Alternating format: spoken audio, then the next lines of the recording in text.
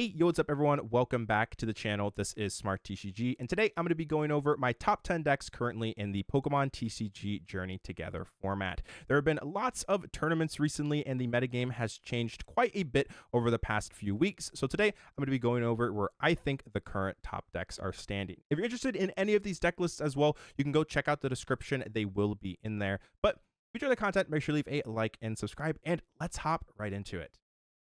Alrighty, hopping into number 10 here, we have Arch Poison. This is a deck that has been seeing some success recently in tournaments and I think is pretty decent right now. The strategy of this deck is to get early game prize cards with cards like Petrant, Brute Bonnet, and Perilous Jungle to take the lead in the prize race, and then go into your big HP Archaludon EX and take knockouts. When this deck works, this deck is actually really powerful. However, it admittedly runs into some situations where it's just not able to get set up. But if you are able to get it going, I think it has a lot of potential and can beat most things in the format. It just sometimes feels a little bit chaotic. Some people, prefer the Zoroark variant of this deck due to its consistency, but I do think the damage cap on that deck is relatively low, which is unfortunate because it's only able to hit 220, but this one is able to do a lot more with the poison package, being able to take those important knockouts on some of those high HP Pokemon, and also the ability to get early game poison knockouts is really nice. Next up here, we have Gholdengo. Now, this is a deck that maybe just a couple of days ago, even a week or two ago, was much higher on my list. However, it has dropped significantly, and there are a couple of reasons as to why. Some of the reasons are there are multiple decks in the format that are trying to compete against Dragapult and Gardevoir that kind of collateral this deck to the lower part of the top 10. And those are decks like Zoroark and also Joltik Box. Both those decks are two decks that are seeing a decent amount of play right now, trying to counteract decks like Gardevoir and the Dragapult variant. So those decks are relatively difficult for Gholdengo to deal with. On top of it, also, you have Gardevoir going up to 3 Bravery Charm so that they can use the Drift Balloon 3 straight times to one-shot the Gholdengos, and Dragapults are now also adding in cards like the Genesect with that Ace Canceller to turn off that E-Search Pro. So there are multiple reasons as to why this deck has kind of fallen off over the past couple weeks, but I still think it makes a decent pick. You just have the ability of dealing just so much damage, pretty much able to knock out anything in the format, but you have to get there, and sometimes that can be a little bit difficult. The deck is still good, but the metagame isn't necessarily incredibly friendly to it, but the potential for it is still there.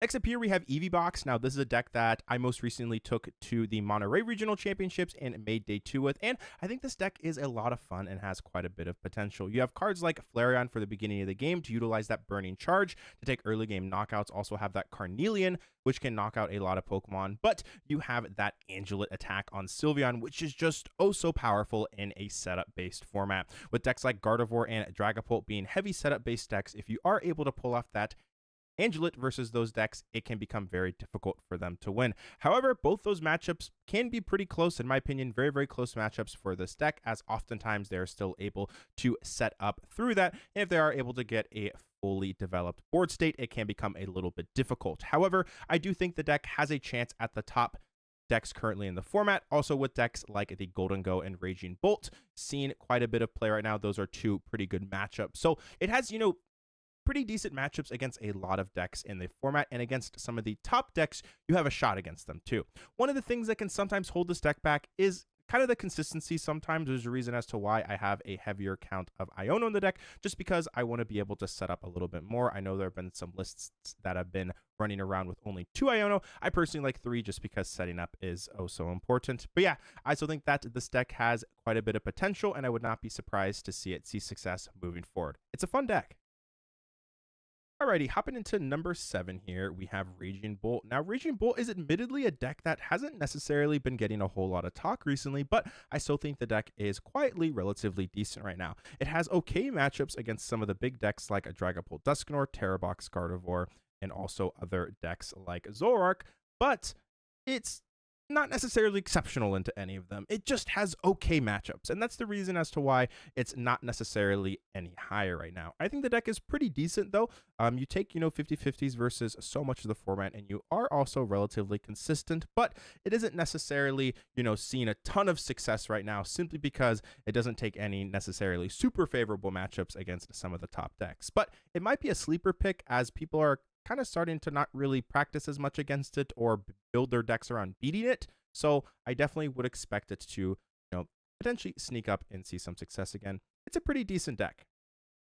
Alrighty, hopping into number 6 here, we have Enzork. This is going to be the list that Harvey used to get top 4 at the most recent Sevilla SPE. The biggest thing this deck has going for it right now is a very strong Gardevoir matchup and pretty decent Dragapult matchups as well. So if you are able to play against those decks, you definitely have a pretty good chance, because if you are able to get off that Flame Body Cannon, you can just run those decks over. You also have a pretty decent Golden Go matchup as well. With the Reversal Energy, you're able to use that backdraft attack pretty quickly, so having access to that is also really, really nice. However, you do have some tough matchups in decks like Raging Bolt. Also, Joltik Box as well can be relatively difficult, so you definitely have some pretty tricky matchups. However, you do pretty well against some of the top decks in the format. I personally don't think the deck is perfected yet. I think there's definitely still growth for this deck. There's a couple different variants. You could potentially use the Arven package, heavy Cyrano, definitely different, ways that, you could potentially build this deck, but this is just one of the lists that has been seeing some success, and I wanted to touch on it, and I think it's actually pretty good right now.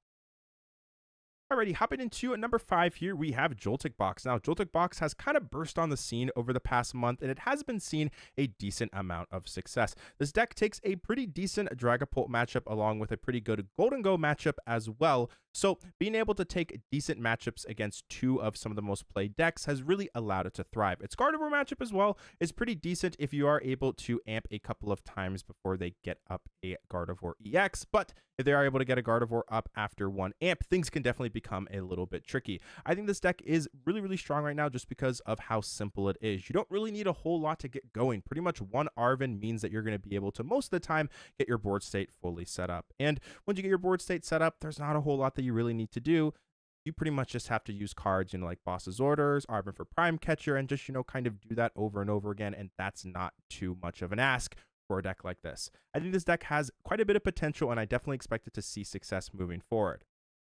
Alrighty, hopping into number 4 here, we have Terapagos. Now, Terapagos, in my opinion, has made some of a resurgence recently because of the fact that Terapagos, which was originally one of its worst matchups, has really fallen off in the metagame, which has allowed Terapagos to see more success recently. This deck pretty much has a chance versus all the top decks in the format. It has a decent chance against things like Dragapult, Gardevoir, and also, the Goldengo matchup. You're pretty good against a lot of those decks. You're not necessarily great against them, but you have decent shots at beating them, pretty much taking 50-50s to potentially slightly favorites against them. And you also have access to that Wellspring, which is just so powerful at sweeping boards at the very beginning of the game if your opponent has a weak board state. I think this deck is pretty decent. It can sometimes struggle to hand disruption. That's one of the things that is admittedly holding the deck back, is there's just some situations where you get bricked off, something like an Unfair Stamp or, something like an Iono, and you can get, trapped in some situations. So that's honestly one of the biggest things holding the deck back, but you do have a shot against a lot of the decks. You're pretty much 50-50 against a lot of the top, which is really, really good. And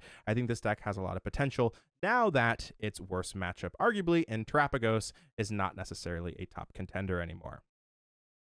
Next up here, we have Dragapult. This is going to be the Duskless variant. This variant, I think, is really, really powerful with cards like Genesect helping out against the Mirror Match and also helping stop things like that Energy Search Pro in the Goldengo deck. This deck has a lot of potential. It pretty much 50-50s a lot of the format. However, has a pretty rough matchup into Gardevoir. That's one of the things that's holding this deck back from being, in my opinion, the best deck, is pretty much just the Gardevoir matchup. Having the Dusknoir engine does improve the Gardevoir matchup, in my opinion, quite a bit, and this deck doesn't have it. So this deck does better against a lot of decks, but unfortunately, the Gardevoir matchup is one thing you sacrifice when you cut the Dusknoir. However, this deck, can definitely pull off some pretty crazy comebacks. You have, lots of hand disruption, a lot of control over games with the cards that you play, and I think has quite a bit of potential moving forward.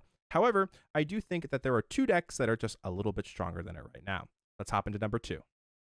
Alrighty, hopping into number 2, we have Dragapult Dusknoir. Dragapult Dusknoir has been seeing so much success recently, and I had to put it here in the top 3, and it ends up at number 2 here. Dragapult Dusknoir, really, really good deck overall, has a better Gardevoir matchup right now, which is the reason why I wouldn't be surprised to see it, see more success. This is the list that Andrew Hedrick used to get 2nd place at the most recent Atlanta Regional Championships. Having access to things like the Dusknoir does give you a better chance against the Gardevoir matchup. However, you're not necessarily as good against decks like the Golden Go, and also your matchup against the just straight pull is also kind of sketchy as you don't have access to things like Monkey Dory as well. But taking a slightly better Gardevoir matchup is really, really important right now, and having access to Dusknoir helps out in that. Overall, this deck is really, really good right now, and I expect both the Dragapult variants to see quite a bit of success. However, there's one deck that has just been absolutely dominating the past few weeks that I couldn't not put at number 1. Let's hop into it. Alrighty, hopping into number 1 here, we have Gardevoir. Now, Gardevoir is a deck that has just been absolutely dominating the standard format, seeing lots and lots of success. Definitely, in my opinion, the strongest deck right now in the standard format. I personally am a fan of the kind of turbo variant with cards like Cleffa and Heavy Research. However, the Zoroark variant piloted by Henry Chow, who won the Atlanta Regional Championships, has also been seeing success. So there are 2 different variants of this deck that are both very, very powerful. But currently, this is my preferred one.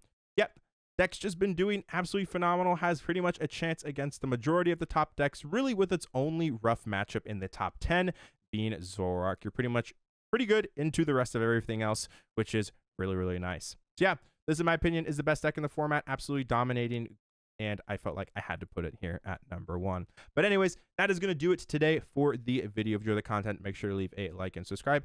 And if there's anything you agree or disagree with, feel free to put that in the comments to start a discussion. But anyways, thanks for all the support as always. This is Smart TCG. Speak with you guys again soon. Peace out.